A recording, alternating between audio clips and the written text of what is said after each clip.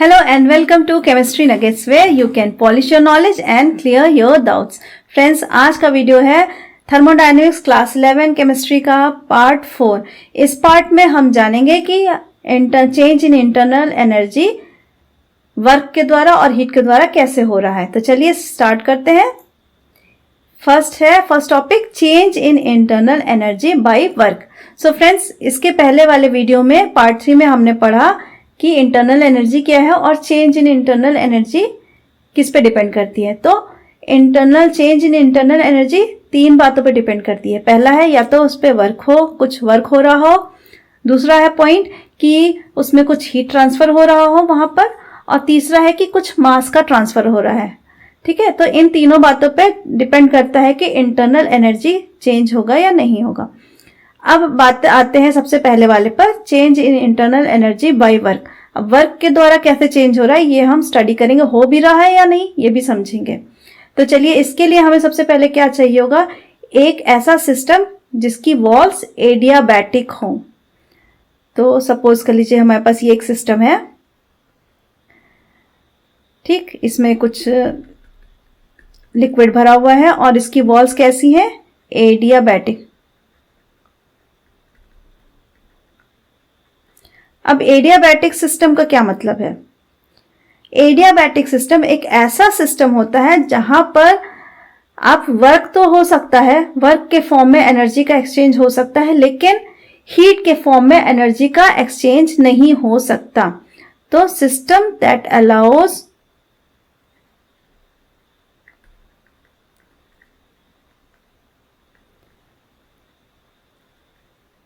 exchange of energy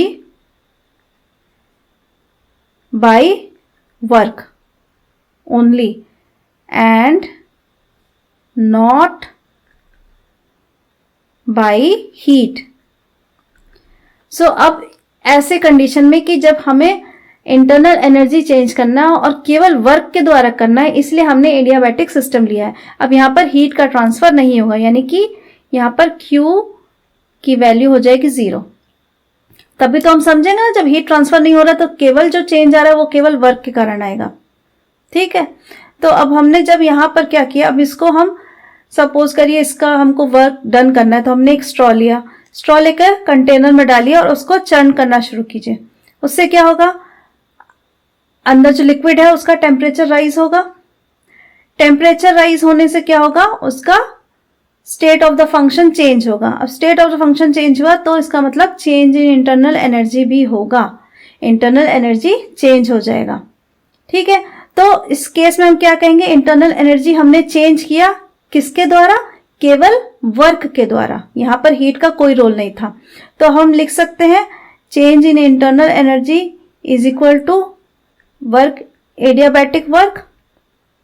ठीक है, तो हमने ये प्रूव कर दिया कि वर्क के द्वारा इंटरनल एनर्जी चेंज होता है। क्लियर है? अब ये जो एडियाबैटिक वर्क है जो कि इंटरनल एनर्जी को चेंज कर रहा है, इसको हम दूसरे तरीके से भी कर सकते हैं। अब इसी कंटेनर में से आप स्ट्रॉ हटा दीजिए, इसमें इमर्शन रॉड डाल दीजिए और फिर से चेंज देखिए टेम्परेचर में क्या हो रहा है। टेम्परेचर बढ़ेगा इमर्शन रॉड से, पानी गर्म करते हैं जिससे, उससे क्या होता है, टेम्परेचर बढ़ता है। अब फिर से टेम्परेचर बढ़ा, टेम्परेचर बढ़ने से स्टेट चेंज हुआ, इंटरनल एनर्जी चेंज हुआ। ठीक, अब फिर से हमने क्या किया, यहां पर वर्क किया। अब ये कौन सा वर्क था, पहला वाला जो किया था स्ट्रॉ डाल के वो मैकेनिकल वर्क था। दूसरी बार जब हमने चेंज किया तो वो कौन सा वर्क हुआ था, हमारा इलेक्ट्रिकल वर्क हुआ था। यानी कि हमने चेंज इन इंटरनल एनर्जी किया 2 बार, और दोनों बार हम डिफरेंट तरीके से किया, 2 डिफरेंट पाथ से किया। लेकिन हमने क्या पाया कि जो चेंज इन इंटरनल एनर्जी थी वो तो सेम थी दोनों ही कंडीशन में। तो इससे ये प्रूफ होता है कि चेंज इन इंटरनल एनर्जी हमारा स्टेट फंक्शन है, पाथ फंक्शन नहीं है, ये पाथ पे डिपेंड नहीं करता। ठीक है, इतनी बात क्लियर है। अब आ जाते हैं साइन कन्वेंशंस पे। Sign conventions for the work done by the system. अगर सिस्टम के द्वारा वर्क किया जा रहा है तो उस केस में क्या हो जाएगा, W एडियाबैटिक क्या हो जाएगा, नेगेटिव हो जाएगा। क्योंकि सिस्टम वर्क कर रहा है, यानी कि एनर्जी अंदर से बाहर जा रही है, इसका मतलब लॉस ऑफ एनर्जी हो रहा है। लॉस ऑफ एनर्जी हो रहा है तो क्या हो जाएगा, नेगेटिव हो जाएगा, क्योंकि कम हो जाएगी एनर्जी। अब उसी तरह अगर work done on the system, system पे वर्क हो रहा है, यानी कि उसकी एनर्जी बढ़ेगी। ठीक है, एनर्जी बढ़ने का मीन्स हम क्या साइन लेंगे, हमेशा पॉजिटिव साइन। ठीक, तो इसको सीधे रिलेट करिए चेंज इन इंटरनल एनर्जी से। जब चेंज इन इंटरनल एनर्जी कम होने लगेगा, एनर्जी कम हो रही है अंदर की तो नेगेटिव, एनर्जी अंदर आ रही है तो पॉजिटिव। ठीक, क्लियर है। अब आ जाते हैं नेक्स्ट पॉइंट पर, जो कि है हमारा change in internal energy by heat. ठीक, अभी तक हमने वर्क के बारे में देख लिया, वर्क से कैसे इंटरनल एनर्जी चेंज हो रही है और क्या साइंस है। अब आ जाते हैं हीट, इसे क्यू से डिनोट करते हैं। नाउ हीट होती क्या है? हीट एक्चुअली में exchange of energy between the system and the surrounding due to the temperature difference is called heat. Heat को कैसे डिफाइन करेंगे? क्या है हीट? गर्मी क्या है? जब सिस्टम और सराउंडिंग के बीच में टेम्परेचर डिफरेंट है तो क्या होगा? हीट का ट्रांसफर होगा, या हम कहेंगे कि एनर्जी का, हीट नॉट बोलिए, एनर्जी का ट्रांसफर होगा। सिंपल सी बात है, अगर हमारे पास किसी वेसल में गर्म पानी है और उसको हमने किसी ठंडी जगह में रख दिया तो थोड़ी देर बाद वो पानी ठंडा हो जाएगा। इसका मतलब क्या हुआ? एनर्जी अंदर से बाहर चली गई, एनर्जी का ट्रांसफर हो गया। इसी एनर्जी ट्रांसफर को हम हीट कहते हैं। ठीक है, एक्सचेंज ऑफ एनर्जी को हीट कहा गया है। अब एक और जो कि इंपॉर्टेंट पॉइंट है, heat transfer always from higher temperature to the lower temperature. हमेशा हीट का ट्रांसफर किधर की क्या डायरेक्शन होती है? हमेशा ज्यादा टेम्परेचर से कम टेम्परेचर की तरफ हीट का ट्रांसफर होगा। अगर सिस्टम का टेम्परेचर ज्यादा है और सराउंडिंग का कम है तो सिस्टम से सराउंडिंग की तरफ टेम्परेचर का फ्लो हो रहा है, हीट का फ्लो हो रहा है। और अगर सराउंडिंग का टेम्परेचर ज्यादा है और सिस्टम का टेम्परेचर कम है तो हीट का फ्लो किधर होगा? सराउंडिंग से सिस्टम की तरफ। ठीक है, ये तो डायरेक्शन हो गई, समझ लीजिए हमेशा के लिए। अब आ जाते हैं, हीट समझ आ गई। अब हीट की वजह से इंटरनल एनर्जी कैसे चेंज हो रही है इसको एक्सप्लेन करेंगे। एक हम इसके लिए फिर से एक सिस्टम लेंगे। चलिए, ये एक हमारे पास सिस्टम है और इसमें कुछ लिक्विड है और ना, अब यहां पर सिस्टम कैसा होगा? इसकी वॉल्स थर्मली कंडक्टिंग होगी, तभी तो टेम्परेचर ट्रेवल करेगा हीट इधर से उधर। अगर थर्मल कंडक्शन नहीं होगा तो फिर कोई फायदा ही नहीं होगा, हीट का ट्रांसफर नहीं होगा। तो अब यहां पर बॉल हम कैसी लेंगे? Thermally conducting, thermally conducting walls होंगी। और एक और पॉइंट हमें याद रखना होगा, यहां पर वॉल्यूम हमेशा कांस्टेंट होना चाहिए, तो delta U will be 0, volume change नहीं होना चाहिए। ठीक है, अब ऐसा कोई सिस्टम है जिसका वॉल्यूम कांस्टेंट है और उसकी वॉल्स थर्मली कंडक्टिंग है। अब इस सिस्टम को हमने एक दूसरे कंटेनर में रखा। अब इस बाहर के कंटेनर, जिसको कि हम सराउंडिंग बोलेंगे फिजिक्स या केमिस्ट्री की भाषा में, इसका टेम्परेचर है समझ लीजिए T2 और जो सिस्टम था इसका टेम्परेचर है T1। टेम्परेचर डिफरेंस है भाई, क्योंकि हमको खाली हीट के बारे में स्टडी करना है, हीट की वजह से कैसे चेंज आ रहा है, तो खाली टेम्परेचर में चेंज आना चाहिए। अब टेम्परेचर डिफरेंस है, इसका मतलब कि हीट ट्रांसफर होगा। कहां से कहां? ज्यादा से हाई टेम्परेचर से लो टेम्परेचर की तरफ। अब हम देखेंगे कि जब हीट ट्रांसफर हो रहा है, ऐसी कंडीशन में हमने रख दिया इस तरह से इस सेटअप में, तो हम देखेंगे कि थोड़ी देर बाद कि दोनों जगह हीट इक्वल हो गया, टेम्परेचर इक्वल हो गया। सिस्टम और सराउंडिंग का टेम्परेचर हम देखेंगे इक्वल हो गया, पहले हमने डिफरेंट रखा था। इसका मतलब हीट ट्रांसफर हुआ, तभी तो इक्वल हुआ। तो इससे हमने देखा कि इंटरनल एनर्जी भी चेंज हुआ। अब इंटरनल एनर्जी क्यों चेंज हुआ? क्योंकि हीट ट्रांसफर हुआ। हीट ट्रांसफर होने से सिस्टम का टेम्परेचर चेंज हो गया। सिस्टम का टेम्परेचर चेंज हुआ यानी कि state of the function change हो गया। अब सिस्टम का स्टेट चेंज हुआ है तो उसका इंटरनल एनर्जी भी चेंज होगा। तो इंटरनल एनर्जी चेंज हो गया, इस तरीके से हमने समझ लिया। तो अब यहां पर इंटरनल एनर्जी कैसे चेंज हुआ है? Delta U change in internal energy with the help of heat only. तो हम कहेंगे change in internal energy depends on heat. Correct. So अब समझ में आ गया हीट की वजह से कैसे इंटरनल एनर्जी में चेंज आ रहा है। अब आ जाते हैं इसके साइंस पर, कैसे साइन कन्वेंशंस लेने हैं। अब when heat transfer from the system to the surrounding, मतलब सिस्टम से सराउंडिंग की तरफ जा रहा है, यानी कि सिस्टम का कम हो जाएगा ना। कम होने का मतलब लॉस हुआ, लॉस का मतलब नेगेटिव। सो यहां पर लॉस लिख लें। जब भी लॉस हो रहा है तो Q नेगेटिव हो गया। सिस्टम से सराउंडिंग की तरफ फ्लो हो रहा है तो Q नेगेटिव हो जाएगा। अब when heat transfer from surrounding to the system, surrounding से सिस्टम में आ रहा है, आना मतलब गेन होना, गेन हुआ मतलब पॉजिटिव।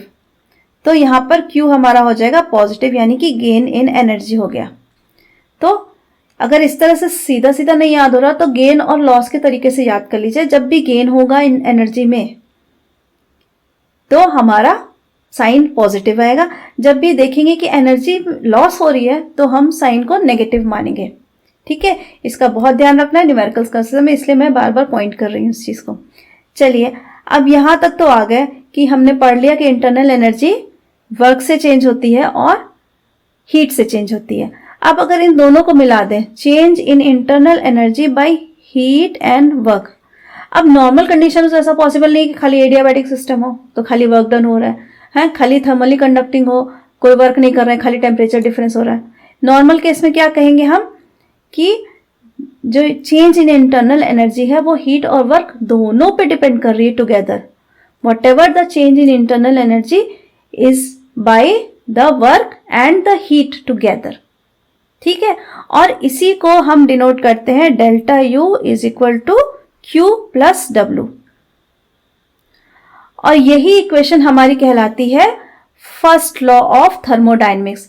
यानी कि जो भी चेंज इन इंटरनल एनर्जी है या फिर एनर्जी कह लें, एनर्जी ना तो खत्म होगी और ना ही हम उसको पैदा कर सकते हैं। जो है वो वही रहेगी, अपने फॉर्म्स चेंज कर सकती है, खाली एक फॉर्म से दूसरे फॉर्म में जा सकती है। इसको एक और शब्दों में कहा गया, energy neither be created nor be destroyed. Energy को ना तो हम क्रिएट कर सकते हैं ना ही हम उसको खत्म कर सकते हैं। जो एनर्जी है वो वैसे ही रहेगी, बस उसके रूप चेंज हो सकते हैं। हीट से वर्क पे जा सकती है, वर्क से हीट पे जा सकती है, एक्सेट्रा हो सकता है। और यही हमारा है first law of thermodynamics, delta U is equal to Q plus W, heat plus work. Now friends, अब इसके बाद कुछ केसेस देख लें जो कि साइंस के कारण या डिफरेंट केसेस है, डिफरेंट कंडीशंस में कैसे this first law of thermodynamics change होगा थोड़ा सा। तो चलिए देखते हैं। पहला केस है when work done by the system and heat is supplied to the system. अगर कोई ऐसा सिस्टम है जहां पर हम सिस्टम वर्क कर रहा है, सिस्टम वर्क करेगा तो क्या होगा, क्या साइन लेंगे डब्ल्यू का, हमने पढ़ा है अभी अभी। जब सिस्टम वर्क कर रहा है तो लॉस होगा, लॉस होगा तो ये हमेशा नेगेटिव हो जाएगा डब्ल्यू। हीट, हीट की बात करें तो heat is supplied, heat supply कर रहे हैं सिस्टम को, यानी कि सिस्टम का हीट बढ़ जाएगा। हीट बढ़ रहा है यानी कि एनर्जी बढ़ रहा है, यानी कि गेन हो जाएगा, यानी कि पॉजिटिव लेंगे। यहां पर डब्ल्यू नेगेटिव हो गया और क्यू पॉजिटिव हो गया। इस केस में फर्स्ट लॉ ऑफ थर्मोडायनेमिक्स क्या बनेगा, delta U is equal to Q या प्लस क्यू लिख लें, प्लस क्यू माइनस डब्ल्यू। ठीक है, ये हमारा थर्मोडायनेमिक्स का फर्स्ट लॉ है जो कि कंडीशन के हिसाब से चेंज होगा। ठीक, यहां पर हीट सप्लाइड है तो पॉजिटिव है, work done by the system है तो वर्क नेगेटिव है। अब आ जाते हैं केस 2। अगर work done on the system तो वर्क क्या हो जाएगा, सिस्टम पर वर्क हो रहा है यानी कि सिस्टम की एनर्जी बढ़ेगी, यानी कि पॉजिटिव हो गया work. And the heat is evolved by from the system, heat system से जा रही है यानी कि नेगेटिव हो रही है, यानी कि घट रही है तो नेगेटिव ले लेंगे क्यू को। अब फर्स्ट लॉ ऑफ थर्मोडायनेमिक्स क्या बनता है, delta U is equal to change in internal energy is equal to W minus Q,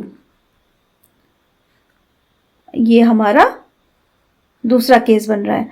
तो इसी हिसाब से हम, आपने देखा first law of thermodynamics conditions के हिसाब से स्लाइटली चेंज होता जाएगा, और ये डिपेंड करेगा हमारा कैसा सिस्टम हो रहा है और कैसे सराउंडिंग हो रही है, कैसे वर्क हो रहा है और कैसे हीट का एक्सचेंज हो रहा है। सो फ्रेंड्स, आज बस इतना ही इस वीडियो में। अगली बार वर्क को और डिटेल में समझेंगे, प्रेशर वॉल्यूम वर्क अगले चैप्टर में, सॉरी नॉट अगला चैप्टर, अगले वीडियो में हम प्रेशर वॉल्यूम वर्क को समझेंगे। सो आज के लिए इतना ही। Till then, thank you. Like share and subscribe जरूर कीजिएगा, बेल आइकन का बटन जरूर दबाइएगा।